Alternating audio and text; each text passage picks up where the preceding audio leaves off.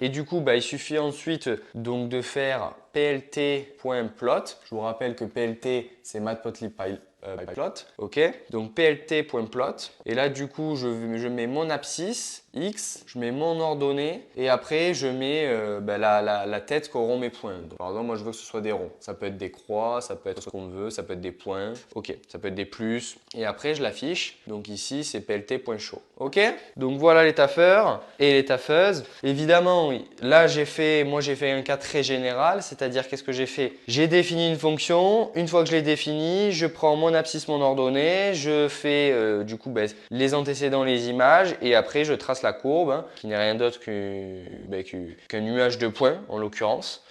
Donc c'est pas une courbe mais c'est plutôt un nuage de points on va dire puisque ici ça va être 0, 1, 2, 3, 4, 5, 6, 7 voilà jusqu'à 99. Ok, donc bon c'est très intéressant les représentations graphiques, évidemment c'est exactement le même principe pour les fonctions. Il faut savoir qu'il n'y a pas que cette technique. Par exemple il y a une technique qui peut consister donc avec aussi une boucle for, mais au lieu de faire une définition de la boucle, enfin de la fonction ou de la suite UN puis de l'afficher, ce qu'on peut faire c'est qu'on peut mettre la boucle for avant et afficher un par un. Ok, donc c'est juste un déplacement, hein, c'est juste la logique est la même, c'est juste que en gros dans la boucle for on peut mettre le x et le y et donc ça va afficher un point par un point par un point. C'est juste que là vous avez une fonction et après vous pouvez l'afficher et après si vous voulez, si vous avez une question qui est supplémentaire etc, si ça en colle ou autre, ben, l'avantage c'est que vous pouvez réutiliser la fonction. Voilà. Alors que si ça dépend des questions qui suivent. Si par exemple